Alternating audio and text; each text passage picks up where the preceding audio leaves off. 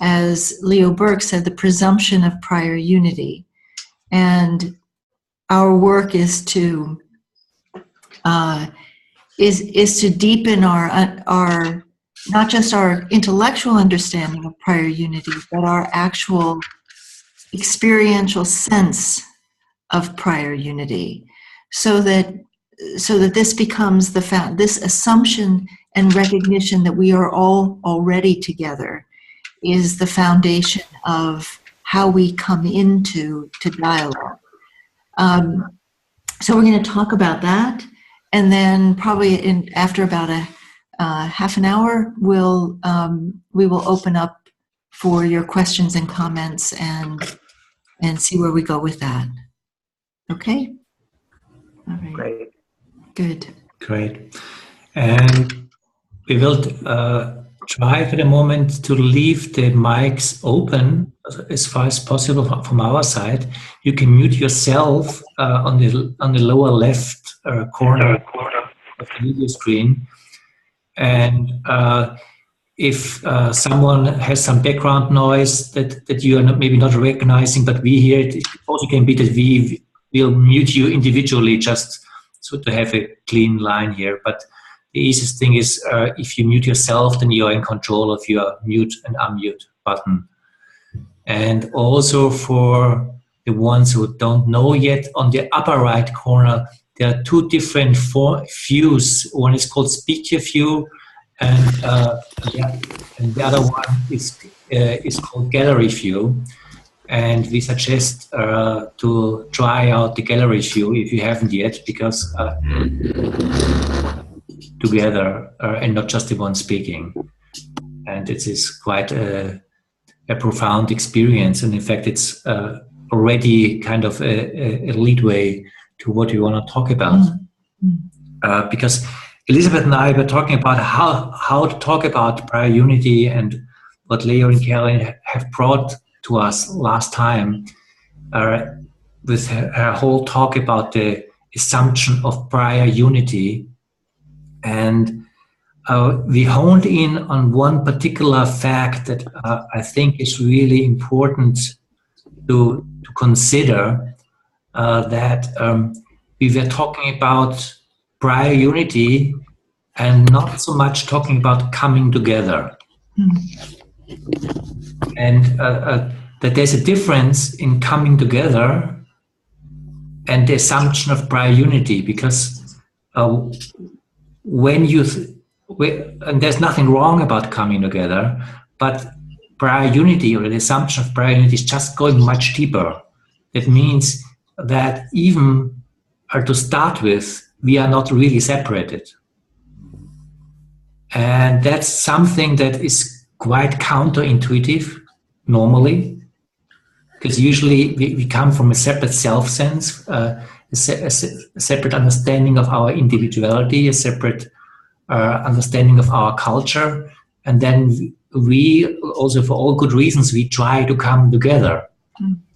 But the starting point of this changes dramatically when you let in the possibility, at least the possibility, that the assumption of separation is to some degree not real.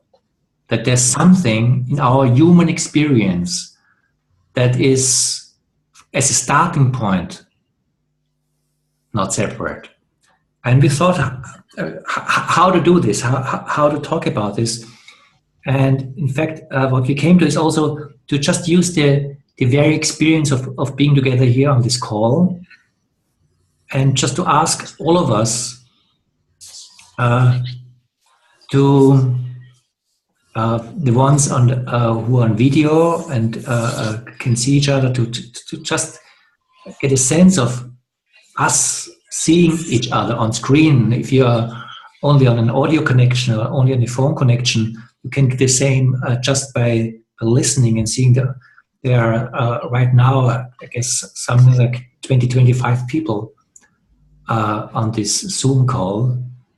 And when you pay close attention to your own experience of being here together on this Zoom call, you may be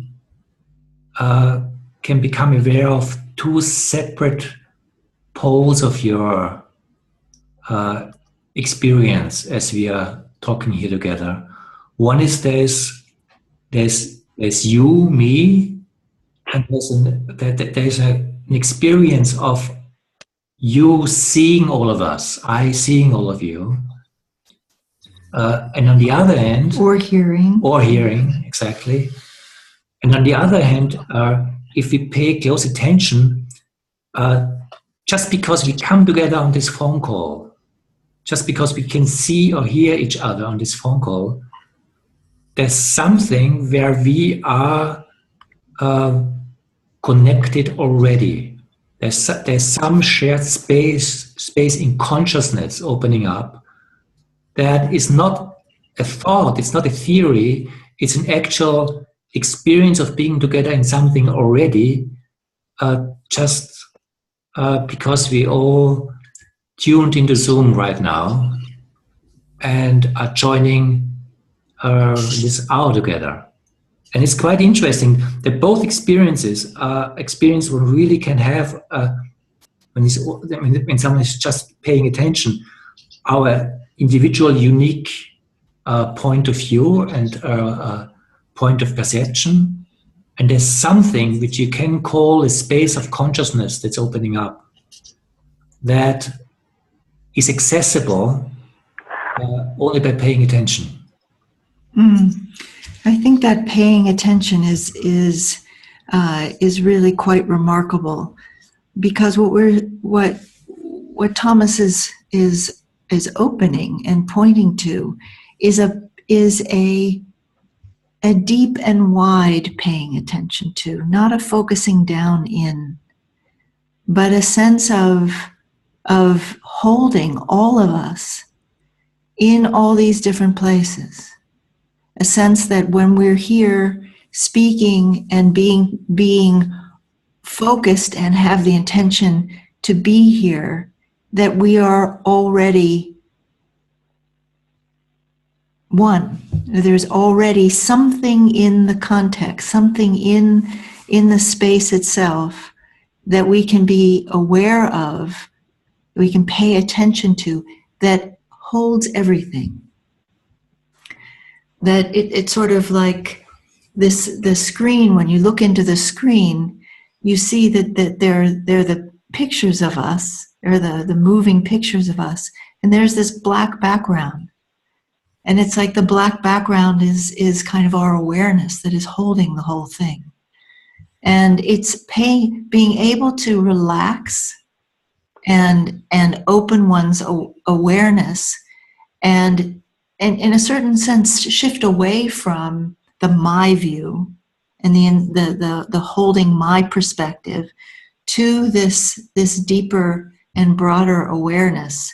We can experientially begin to discover the truth of prior unity. That at an experiential level, if we are paying this close attention, and close attention meaning a deep and wide attention, we can come to recognize or bring to our cognitive awareness the fact that there is something already present in our being a unity.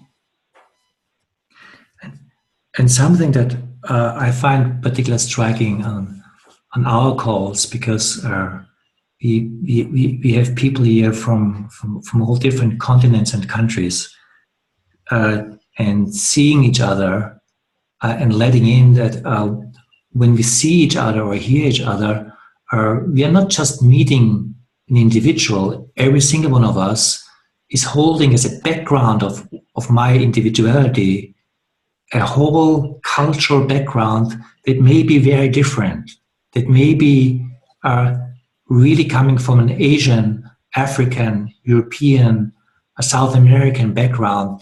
And when we are here with each other, we are also here with gateways to our backgrounds.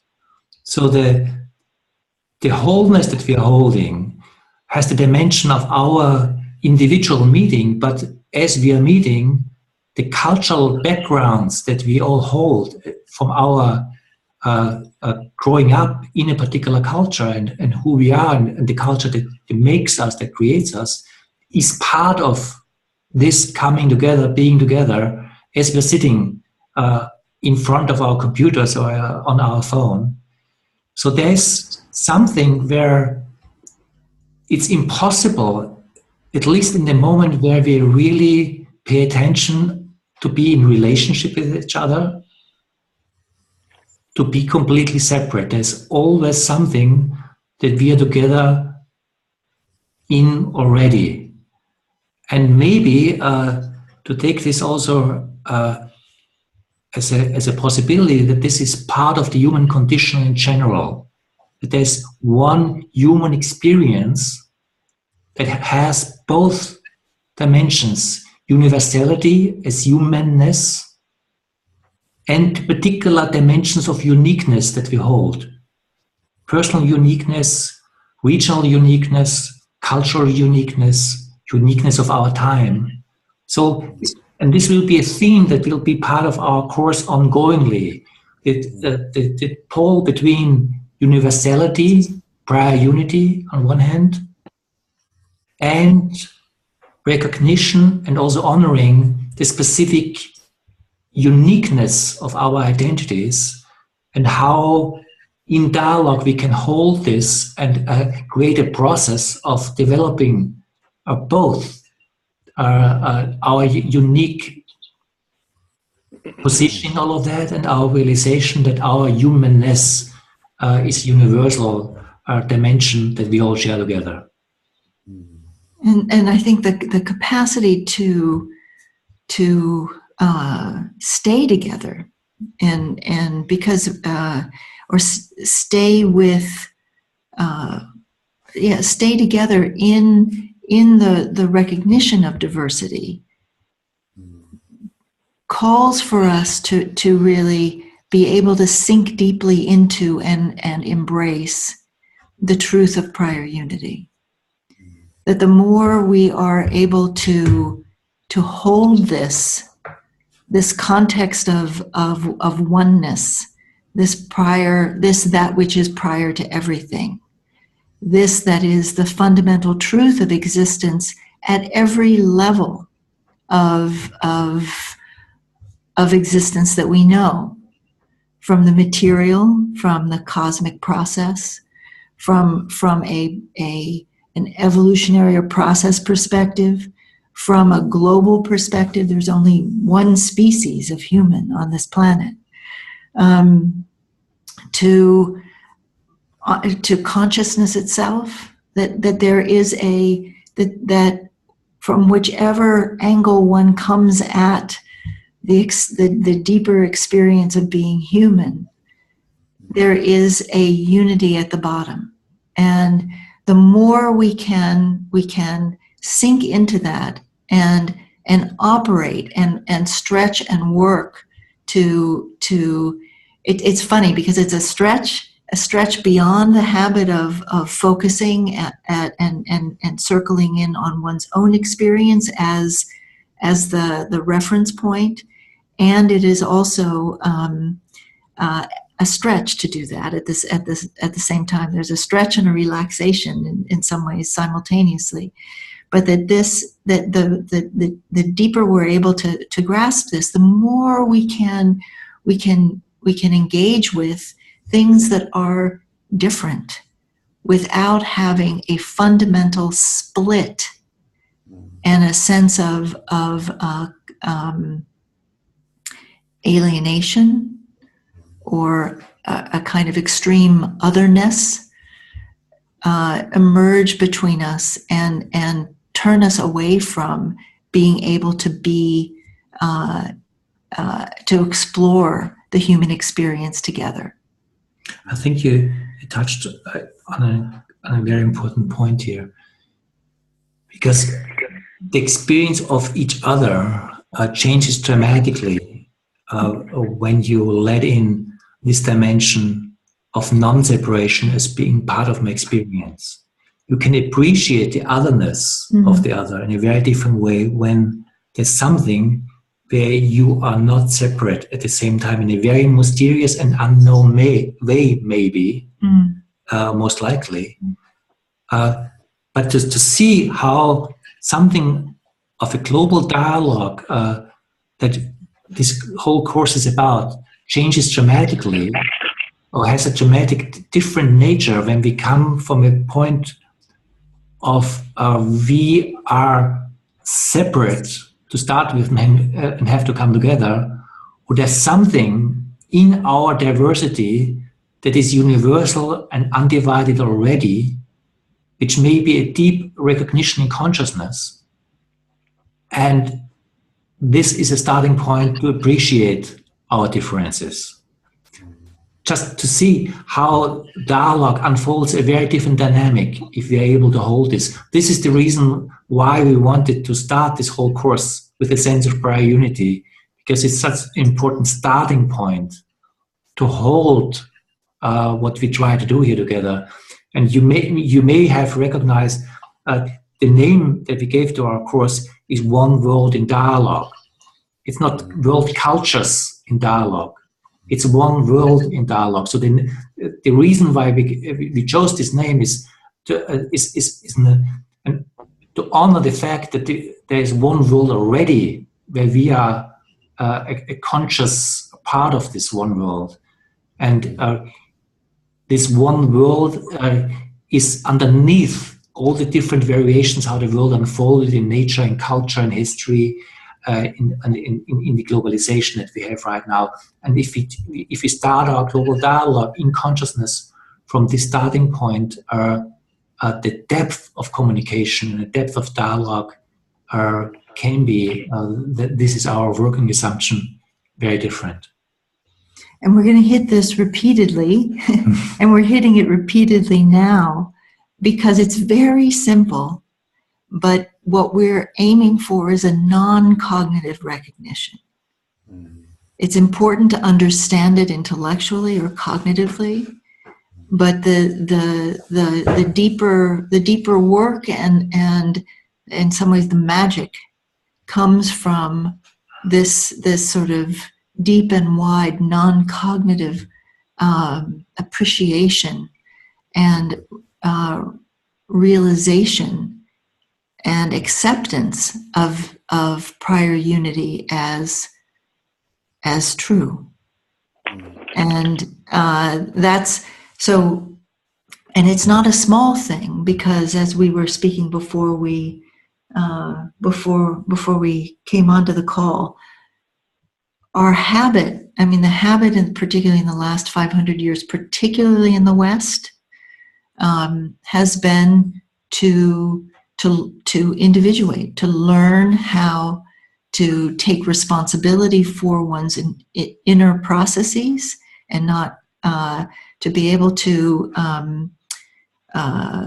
really develop the capacity for abstract thought, for self-reflection in profound ways. And that capacity for individuation has given many of us, probably most of us, if not all, a valence or kind of a leaning toward a very individualized, separate perspective.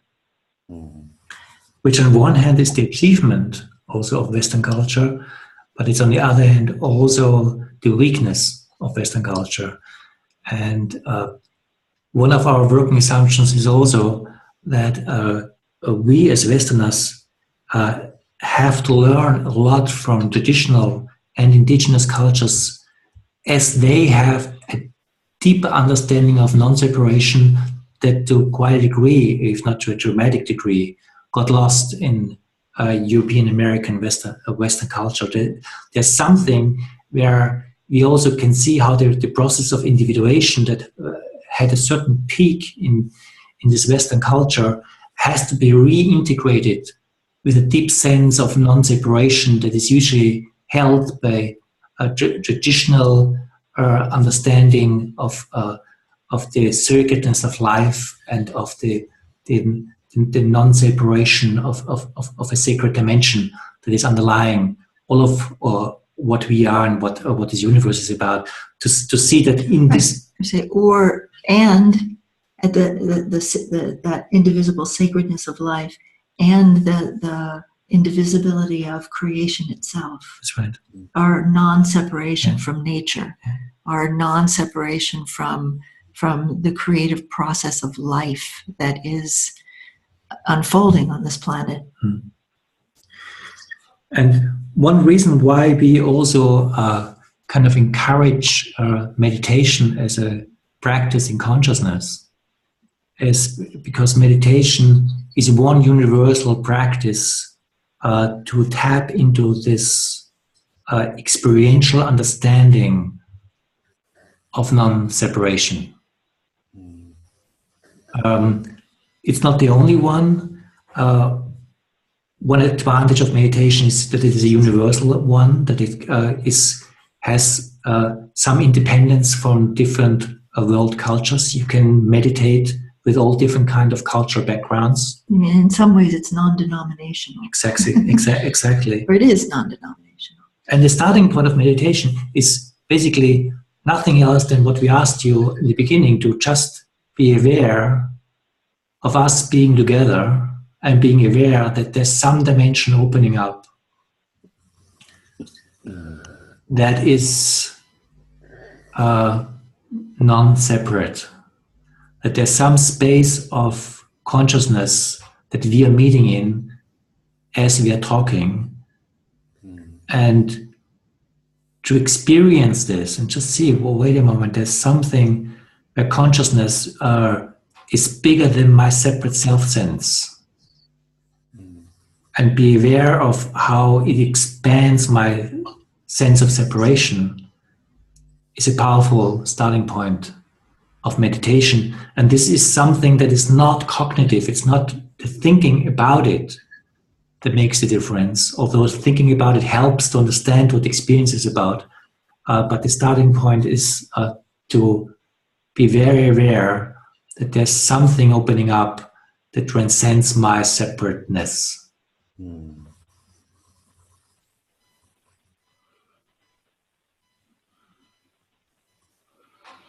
And in many ways, we're speaking about discovering the ground of who we are, which is existence itself. It is being itself, and the recognition that that ground is not different between you and me, that it is the same ground that everything arises from.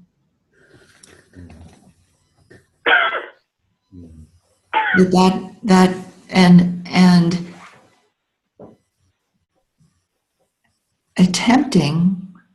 attempting and leaning into, you could say, a kind of deep inquiry, not from the mind, but from one's being, a kind of questioning about the limit of, like, where do I begin and where do I end, really? What is the awareness, what is this dimension of existence that I arise out of? And where does that end? It's in that one finds that there is an already wholeness, that there is this non-separation and prior unity. And that which is why this practice of meditation, which is really what we're speaking about right now, is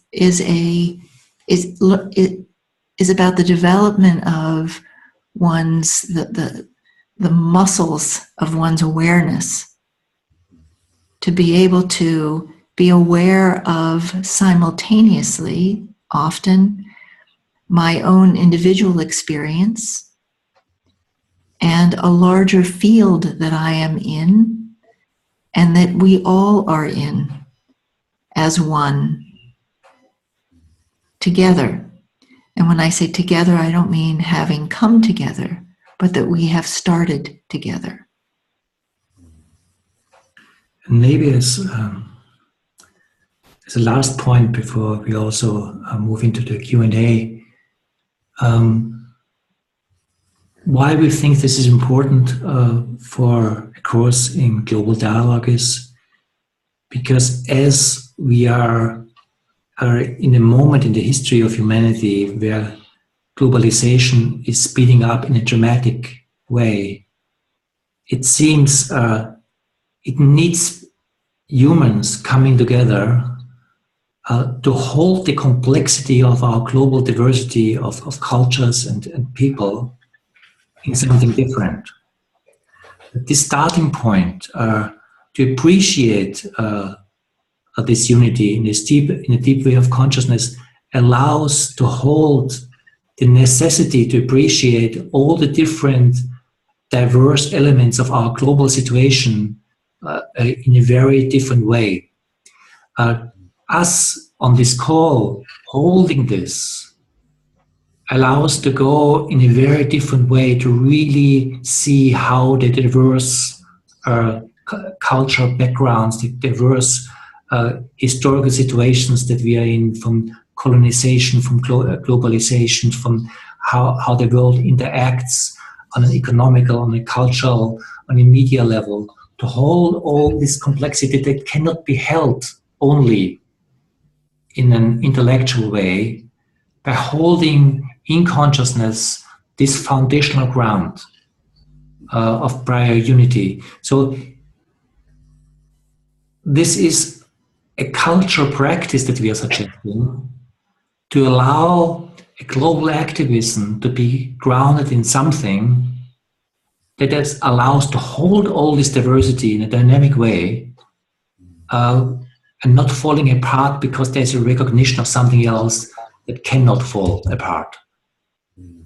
And I think that's why this is a powerful, I would even go so far, a powerful political practice to be able to hold this. That if we talk about a political practice on a world scale, we need this in order to find ways for a global culture that really can hold the fullness of the human experience.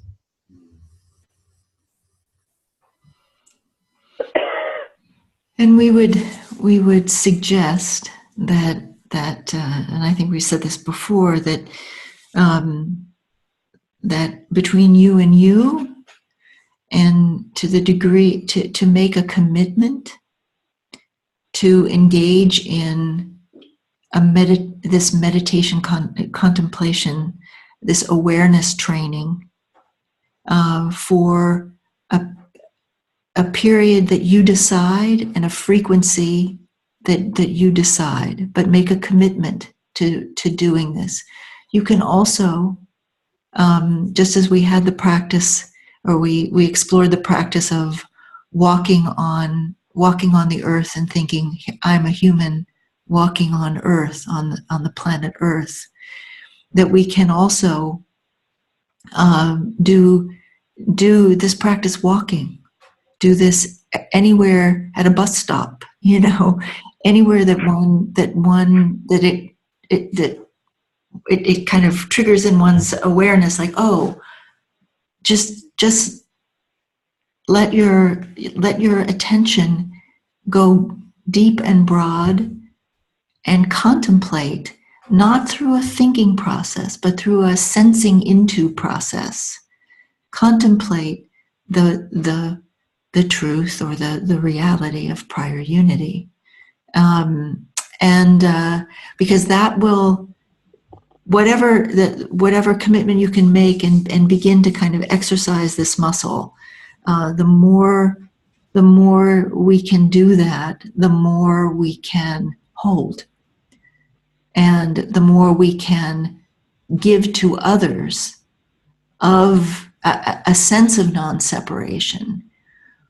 And that sense of being separate is separate and often discarded or dismissed, is often the source of so much of the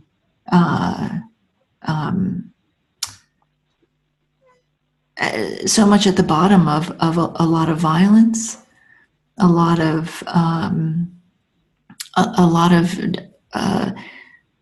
sense of lack of respect that people feel in this in the world economy, in the world at this point, that are being able to bring an already not separate beingness into our engagement with others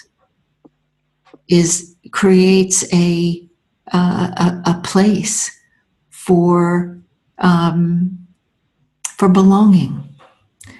And that belonging to the human family, to existence, is something that the lack of feeling that is often the source of a great deal of the strife and all the things that we want to change on this planet. So it's a political practice, it's a spiritual practice, it's a love practice, it's and it's a foundation for starting conversation, dialogue from a very different orientation. Right. So now we'd love to hear from you, any questions that you've had about prior unity and the presentation or the materials or your experience in your groups, any comments that you'd like to make. That's what we're here for.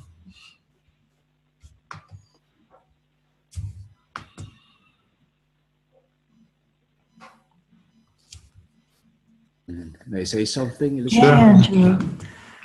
Yeah, just gratitude for everything that you said and for the energy that you also emanated with the words and the thoughts and the concept of prior unity that was clearly expressed. I would just like to specifically thank you for expounding on the concept of not focusing, but this deep and widening paying attention. Because I was sitting here and before the start of the recap, I actually sent an email that my energy is running low. I came from a long day and I wanted to leave early so to get enough rest. Well, it's 2 a.m. for you, right? Right. 2:35 now. But it was just energizing listening to you, and I just really sensed this unexplainable connection with what you were saying. It was like focusing and expanding at the same time while I was being here. And also, I like the idea of you putting us in the gallery kind of setting with me, seeing all the nonverbal expression of everybody, connecting with the nods. And I saw Jochen and Margot taking down notes, while I was also taking down notes. It just was a deep feeling of, having what you said, Thomas, my uniqueness, and at the same time the universality happening at the same time.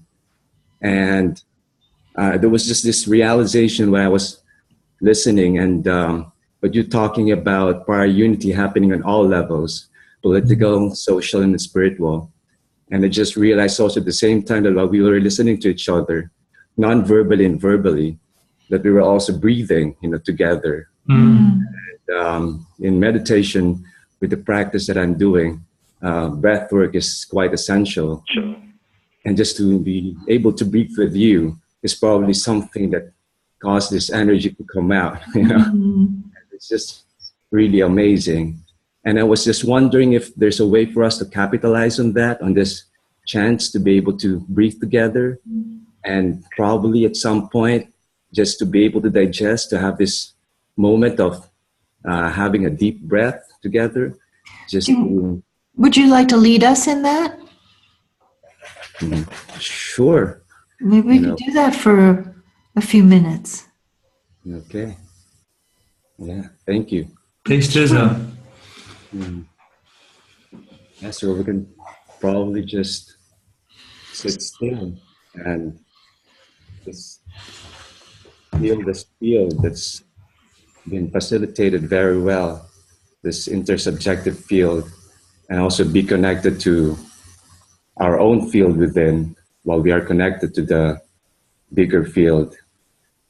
And at the count of 3, as we imagine this field being the center that's also containing all of us, we can take this deep breath that will allow peace to enter our bodies as we inhale, and that will allow us to connect as we express our breath to others.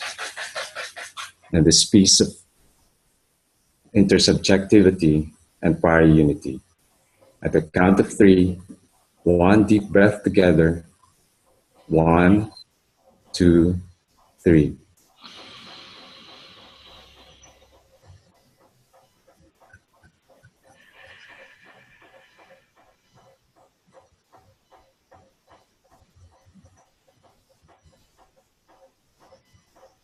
Thank you.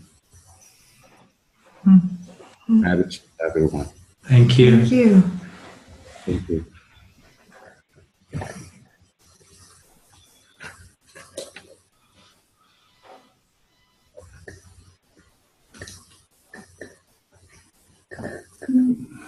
Joanna.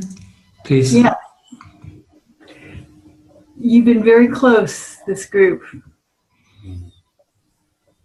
And I'm so grateful for what you're saying and what you're doing and what we're doing together. I'm different than I was from our last session. Close of our last session, I was thinking about holding space. And I have a website that's been up for about 25 years or more for eating disorder recovery. And while there's a lot of communication and a lot of writing and a lot of sharing, for some reason I had never thought of it as a holding space. Because whether I'm communicating or writing on it or not, people come. They talk to each other, they find resources to help them. It's a holding space. Yeah. So I was feeling very good about that. And then, December 27, I had a heart attack. Oh, wow. I had a heart attack. I had a 2% chance of survival. Wow. And here I am fine. Yeah. But what happened was that I was at the best possible place. And I had, without exaggeration, about 35 medical professionals just swarming around me, coming in and out and around. And they were from all over the world. They're from Ghana and the Philippines and China and Afghanistan and Europe and the United States. And they were Mexico. I just was thinking about you, thinking, oh my God. Every time somebody walked in the room, I said, where are you from? Because it was like the world had gathered to save my life. And at one point, I had to completely surrender, where I had no control or choice anymore. And I was in the hands, they were holding me. It was really extraordinary. And then when Angela talks about the breathing, which I wasn't going to talk about, but there's just so much going on now. I really have a different perspective in the world. Wow. That during the procedure, because I was conscious, and of course everybody was very busy, I asked, will it bother you? Will it interrupt your focus if I chant? And they said, no, do what you have to do. So my chant, which is like a meditation, is the Om Namah Shivaya. I just chanted my heart out the entire procedure. And, you know, who knows? But for me, I felt like it made a difference. And certainly, we all together beat the odds tremendously. And it was very, very powerful. Mm. But like I brought up last time, and it's so hard because I see the positive of this. I see us coming together. I see us holding. I see us sharing. I see all the diversity. But I also see, I also see the biological, natural connection that's not necessarily positive. Because I've been thinking about the mass attack of women in Cologne, in Germany, with the thousands of men circling the women. Is everybody familiar with that? I don't think it was thousands, but yeah. They said 1,000 men. Our news said it was. But I think of fertilization, that when the sperm comes through, it's not a race to see who gets to the egg first, the way I was taught as a child.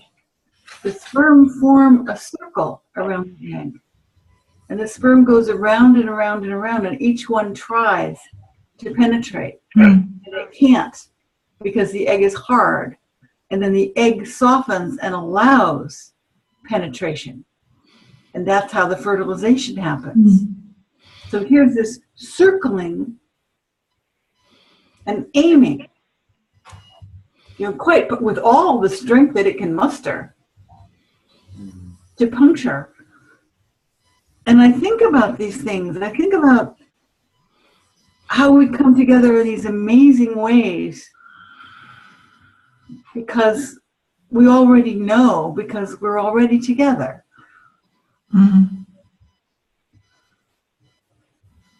And how wonderful it is in some ways, and how careful we have to be to combine unconscious awareness with conscious awareness. So that's where I am today, and I'm very glad to see you, and I'm very glad to be here, and I'm pretty fine right now. That's awesome. Thank you. It's beautiful. Thank you, Joanna. That's amazing. Wow. They said they wanted me, they said I was very lucky, and everybody on the ward wanted me to buy lottery tickets for them.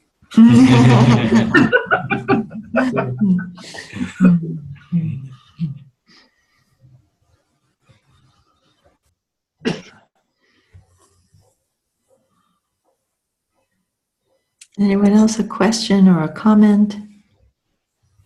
Elizabeth and Tom, can you hear me? Yeah. Hi, Diana. Hi. It was very interesting on our last call that our group had together, because I want to thank you for the audio by Brian Swim. He's one of my great mentors. And at the beginning of that audio, he talked about first cause and how the quality of first cause is desire and allurement and attraction. And it was quite incredible on the call as we discussed that. And we were able to see that as such a deep quality of this prior unity.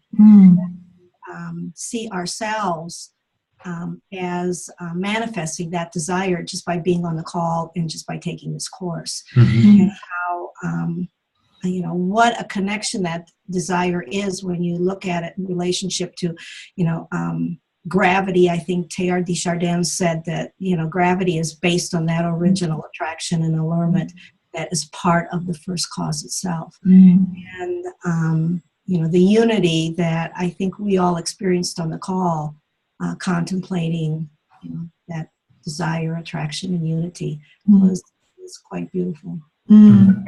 Well, that's actually quite amazing, isn't it? It's like if the first cause is this desire, and we're all of that. We're not separate from that.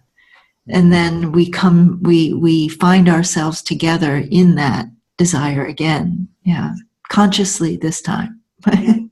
And no matter what our concept of the divine is, or what perspective we come from in relationship to that, it seems that we can have an experience of that desire. Mm. Yeah. I mean, it's so universal. Yeah. And as you are kind of bringing Teilhard de Chardin in, because he had this tremendous vision of the evolution of the cosmos. Yes. And he's starting with this first cause, and then basically this first cause creating the human consciousness, so that out of this diversity that this first cause has created, creating some consciousness that is again capable of grasping the first cause and the non-separation of all of that. That's his unbelievable evolutionary spiritual vision that he has. That's basically in the human consciousness or in the emergence of the human experience, something's coming together where we, in our individual existence, realize all of this in its non-separation. And that's maybe the evolutionary step that we are in right now, can respond to this. Because it changes our human existence when we start to respond to the recognition of what you were talking about. It changes dramatically our experience of being together on this planet, if this is part of the picture. And that's maybe also what this course is about. At least that's part of what I'm deeply inspired by. It also changes our understanding of our differences, because we may, depending on our context, be expressing that desire in different ways, and in ways that we may not understand, but it's all coming from that same place. Yeah, when you refer to, the fact that, say in a tribal perspective, where pre-separation or individualization happened, that experience was there, but it couldn't have possibly been aware, as you mentioned, Tom, as consciously as it is once you've experienced individuation. Because that and then to be able to have awareness grow and see that prior unity, you're really seeing it for the first time almost. Yeah. No, exactly. And that there's one specific dimension of this that I always find very fascinating and very important. Not only that they could not be consciously aware in the same way, there was no way for them to consciously choose it. No, exactly. Because our capacity to choose, which of course also includes our choice for separation, because if there is no space for the choice for separation, there is no real choice for this prior unity, because otherwise there is no choice. But it needs our individual capacity to choose and to be really fully aware, wait, I have this capacity of choice in myself, to then really find this non-separation as a conscious choice. And that's a completely different ball game, because then it's based not on necessity, but on choice, which means freedom. And that also makes it more conscious, as you were saying, Diana. Absolutely. That capacity to choose then makes the choice and what one is choosing for the whole of it more conscious, and more conscious makes it more kind of tangible, observable in the world, or in our shared reality space. Right. Yeah, and none of that can happen. None of that could have happened before individuation. Yeah. So it makes, individuation the very thing that, we try to get away from so much, absolutely vital. That's correct. Right. What a paradox. Exactly. Yeah, it's quite a paradox. That's where we're living, right? Cool. Thank you. Thank you. I'd just like to add that I've been on a journey now for a couple of months because of this course, and also because of things that have been happening around in my life. And for the first time, I think in the beginning of December, I started questioning certain things that we've been taught from the onset. So, you know, my group already knows that I grew up in a very Christian family, and you know, so it was always, the ideology was always every other religion or every other belief is something different from what we believe in. And as I started getting more involved with Zen and meditation, we were in Indonesia for a couple of weeks in the beginning of December. And for the first time through meditation, I actually started asking myself, aren't we all combined by one and the same thing? Aren't we all seeking and desiring, like what Diana is saying, aren't we all desiring and searching for the same thing?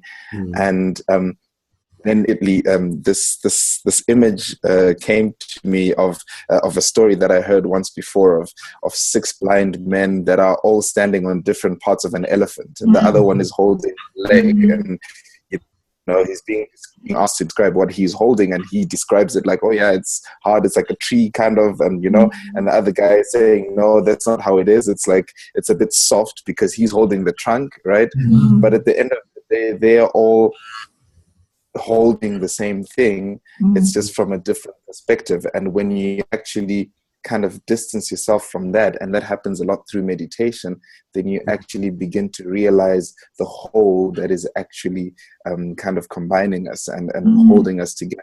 So this idea and concept of prior unity, I mean, I'm completely fascinated by it, and I had to do a lot more research just apart from the materials that we had. I mean, it was all very, very interesting, and I just think it's so phenomenal. It really, really is phenomenal when you start approaching things from a perspective of saying we are all together.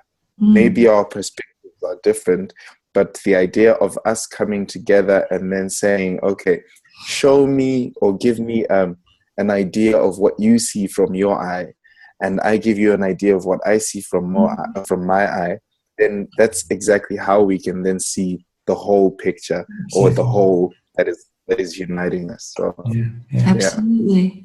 Perfect. Yeah, absolutely.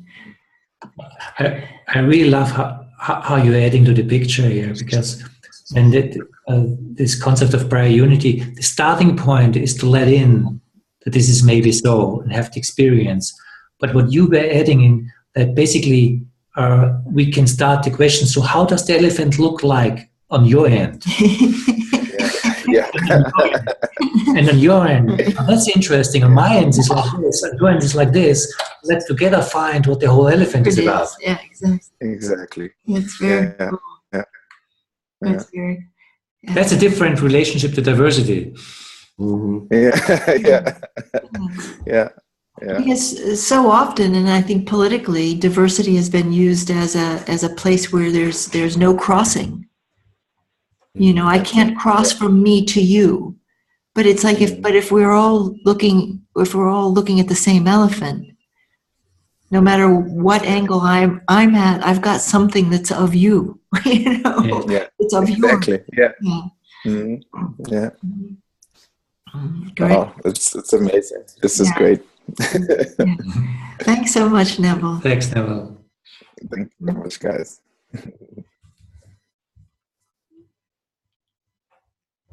Yeah, Jim. Yes, I'd like to add to what Neville was saying. Since we're on that topic of diversity and approaching it from different perspectives, and I know he grew up, I think he mentioned that he grew up in a Christian home. I didn't grow up necessarily in a Christian teachings per se, but I had a spiritual experience in '73, but I was going towards the east, but something brought me to the west, and it was on my own that I began to read certain Christian literature that brought me to awakening.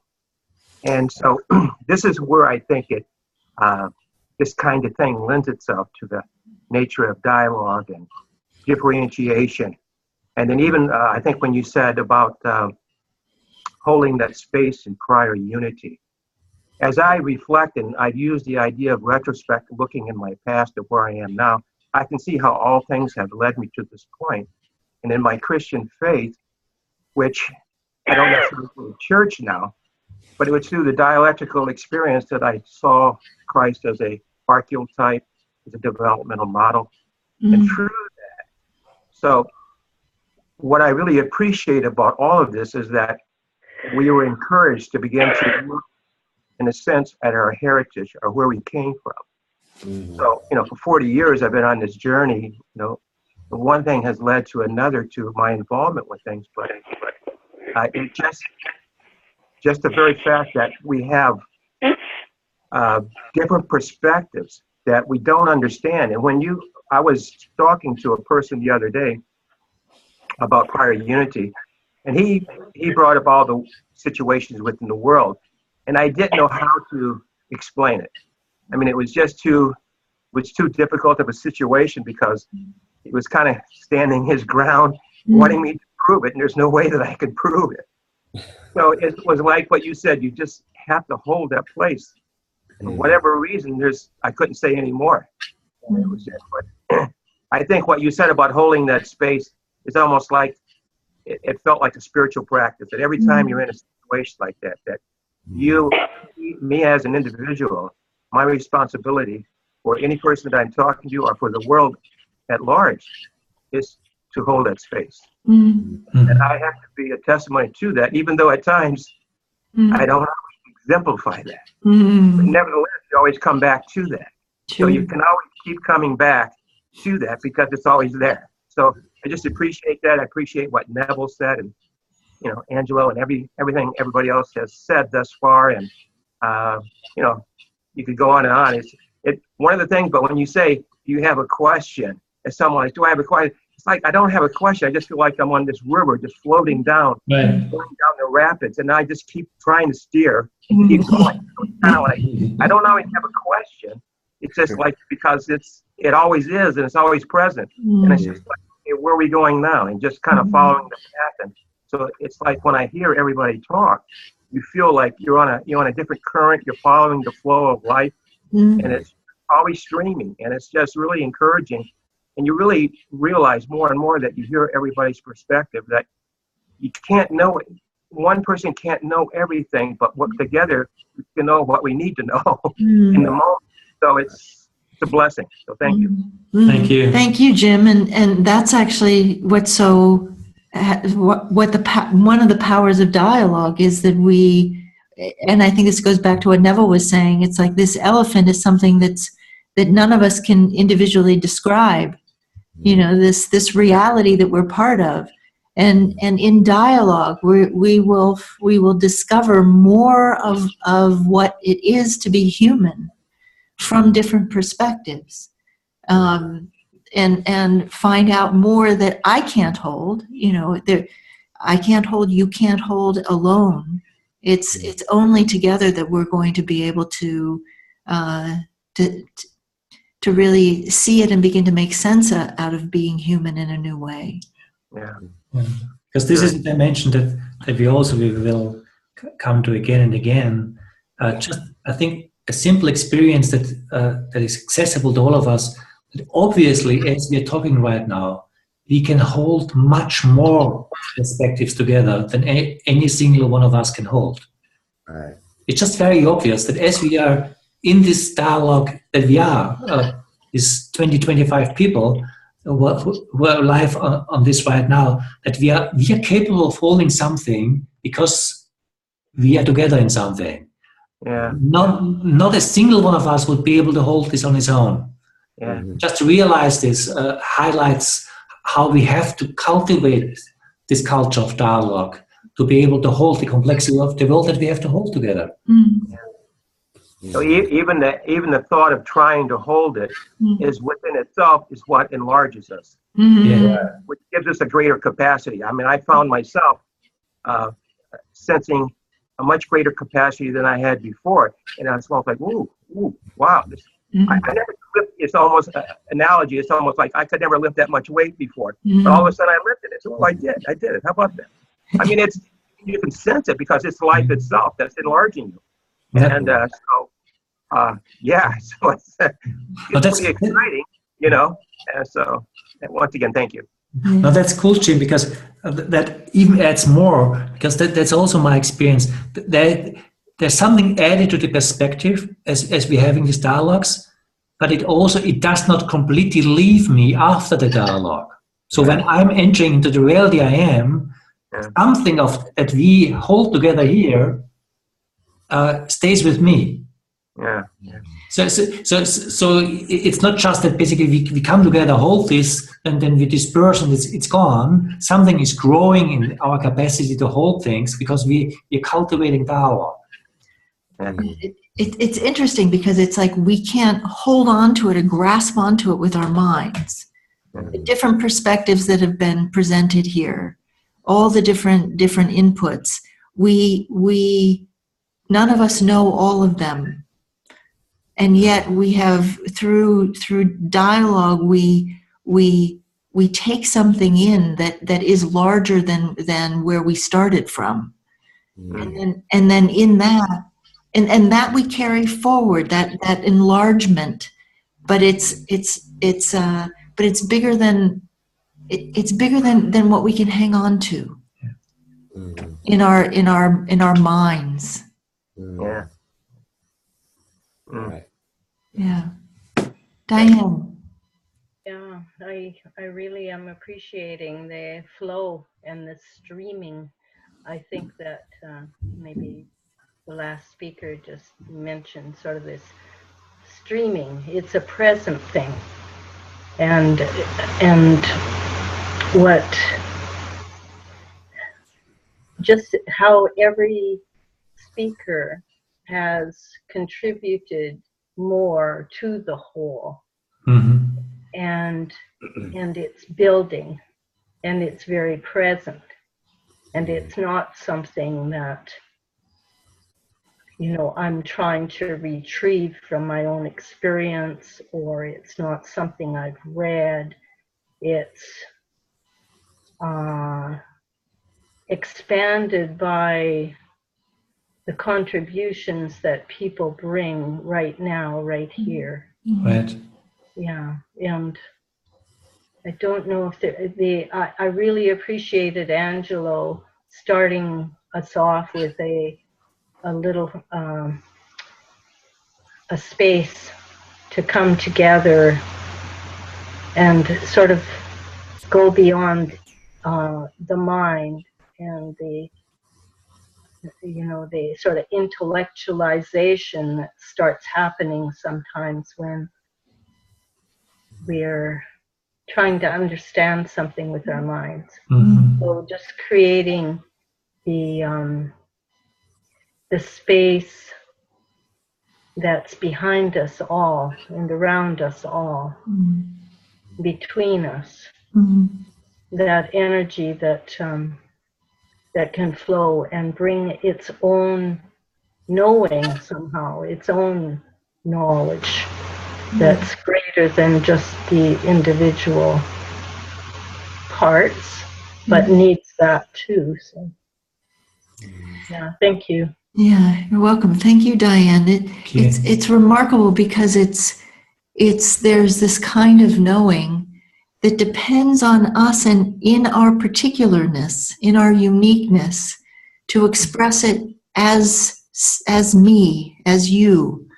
And then that is what continues the knowing of the whole. It's quite beautiful that way. And in that you have the uniqueness and the universality and the individual and the whole not being against each other or in some kind of opposition or paradox, but it is somehow integrated.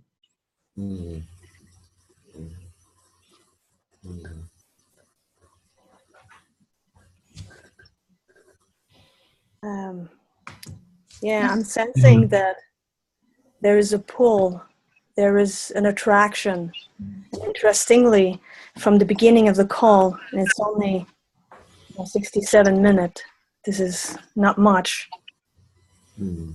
There's a shift that happened for me, and I don't know if it's probably here as well for most of us, but where my mind was completely in control from the beginning and was shooting all kinds of stuff. And as more as I allowed myself to just let that be, don't give it my attention, stay open to the group, to each sharing, to each individual, to each breath that was brought into the field. Less and less I felt attracted to my thoughts. I felt more and more attracted to you.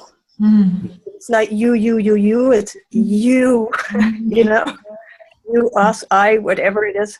And I have a strong, of course, Thomas and Elizabeth, Maria, you know, I think I'm still on the wave of the retreat. We retreat not long ago over New Year, and how this topic is such an alignment with the depth of the meditation that we practice, or that we give ourselves to, this stillness, this place in ourselves that is completely empty and yet infinite.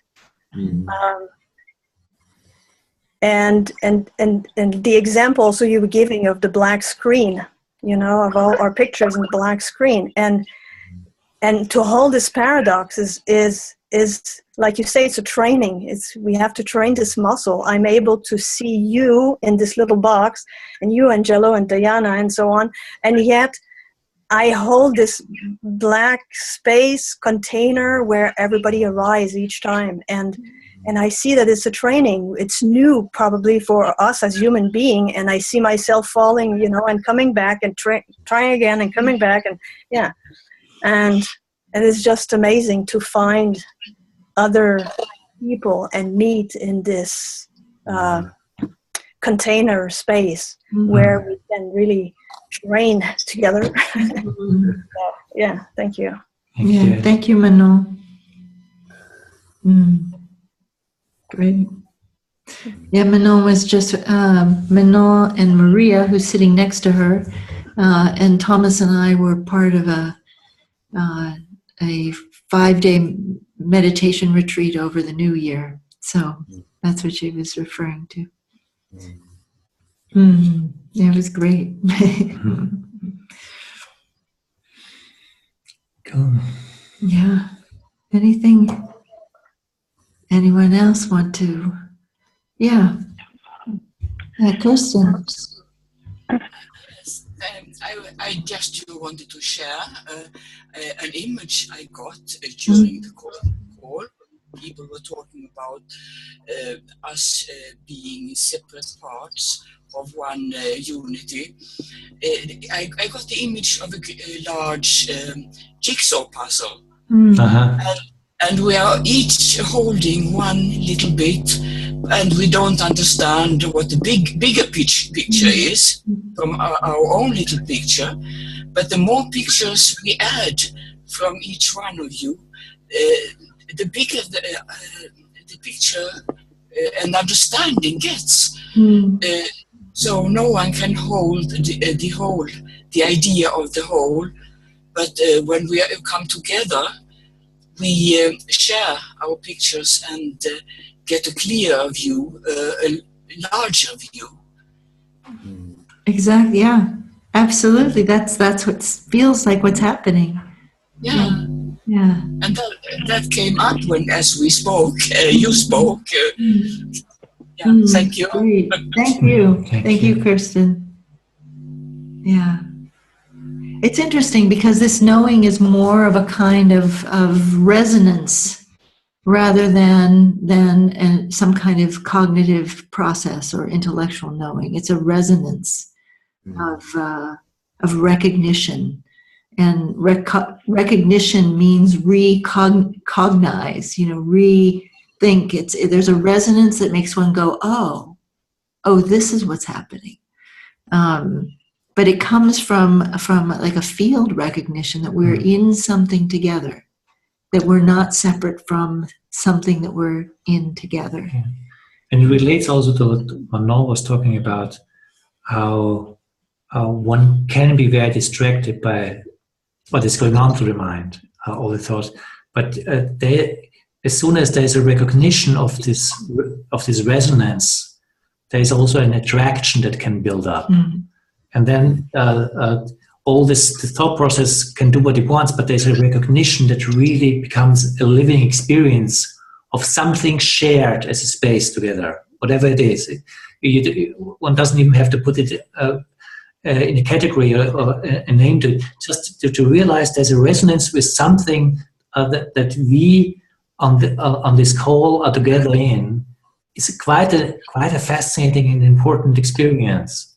And of course, I think it's also helpful to say that this is only one sample of a much bigger picture, because of course it's not just true for this call, it's true for the whole of human experience. So this is kind of an experimental setting that we are in, because we see each other.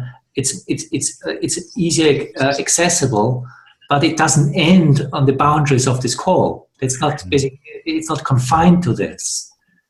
And because it very easily, that's kind of the pitfalls of doing this. It becomes about the group.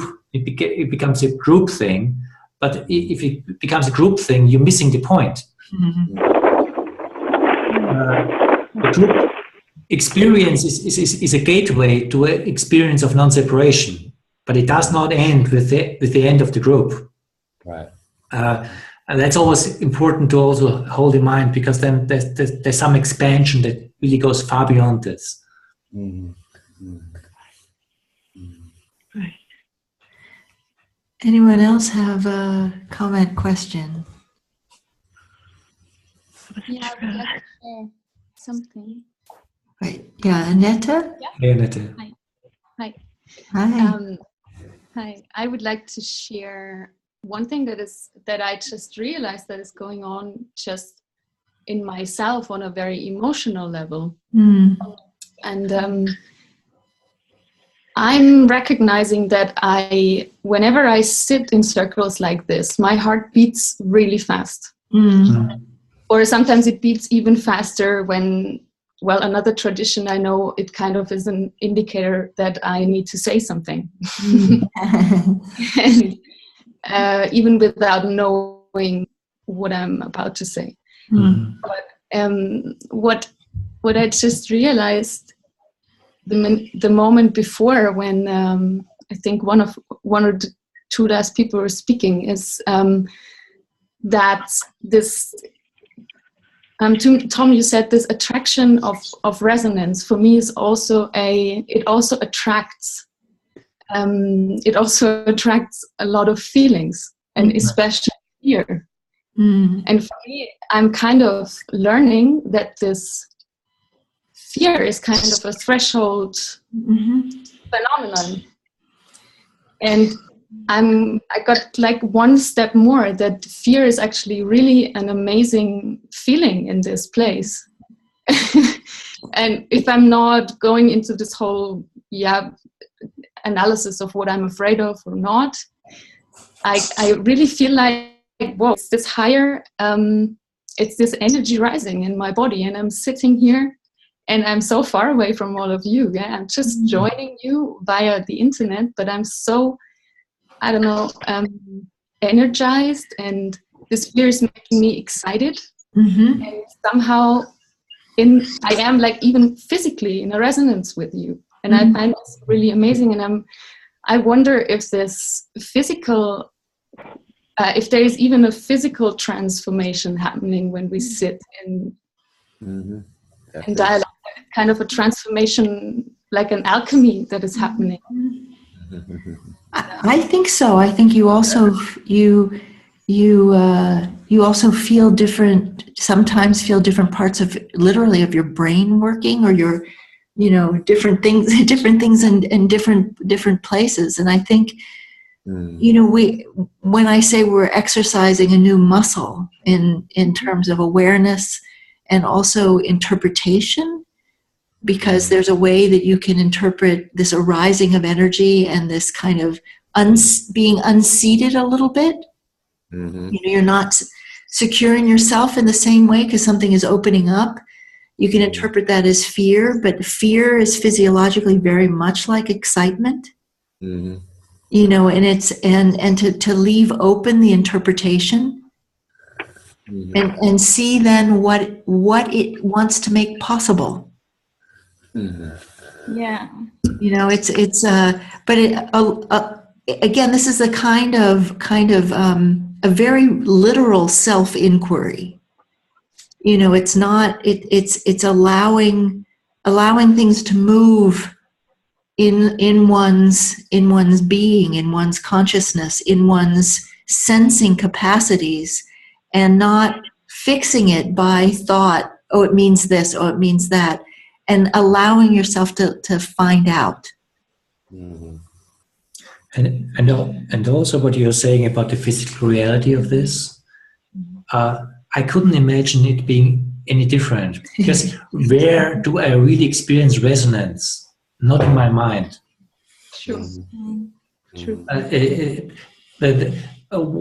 Any kind of shared space basically includes us as a whole human being, with all of us, and to some degree it's our body which is our kind of resonance tuning machine. Because we can concoctize about each other and have ideas, and that's part of it, and that's good too.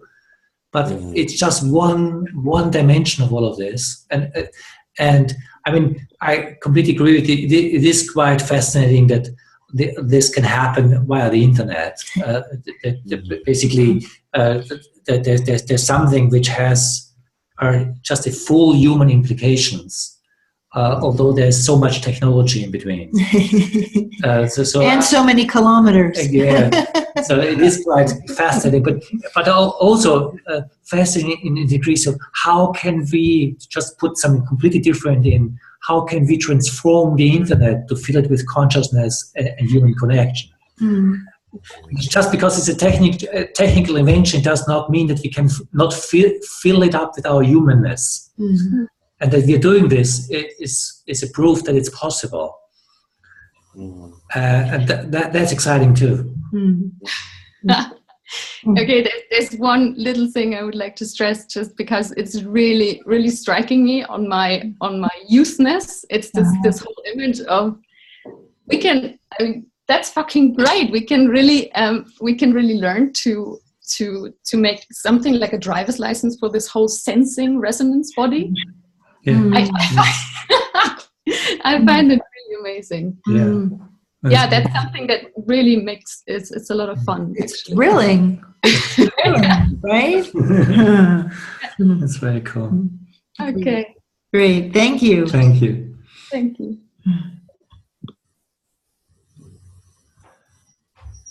Okay. Question? Oh, Margot.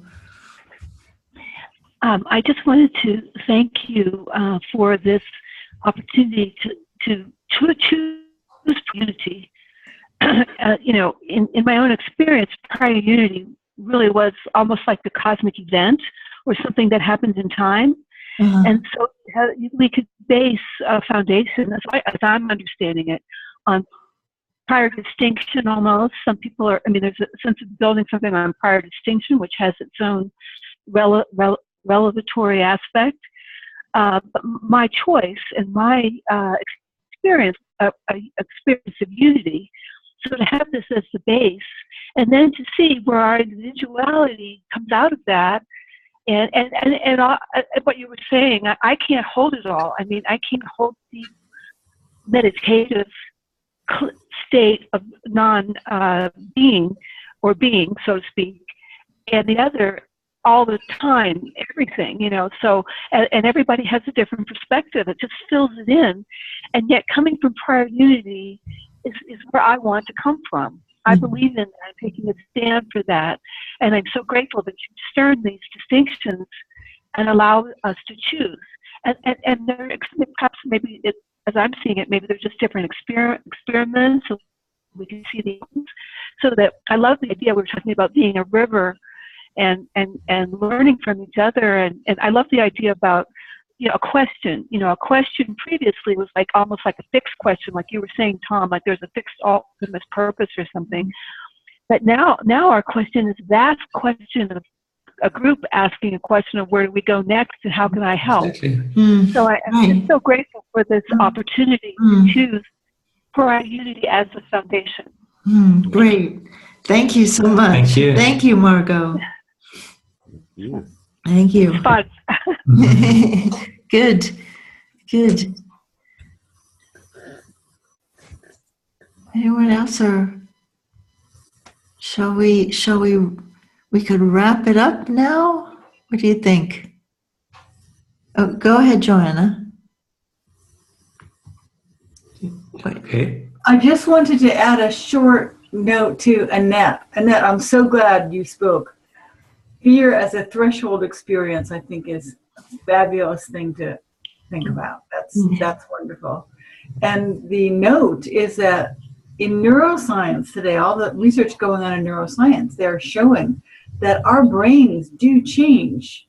We do affect each other when we talk to each other in a deep way. In psychotherapy, with because I work with eating disorders, people who are bulimic have a smaller hippocampus than normal. And with intense, deep psychotherapy, one-on-one connection, the hippocampus grows. It gets bigger. Wow.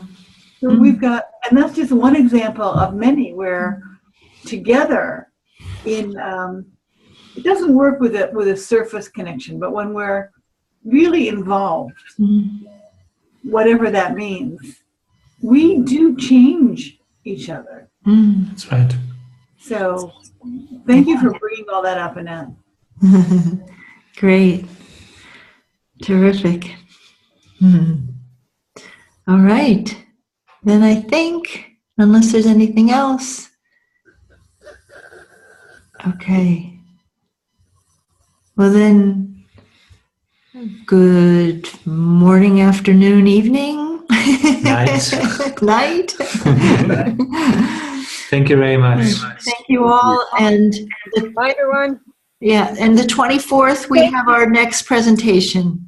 Okay. Thank you so much. Okay, thank you. Thank you. Okay. Namaste. Bye.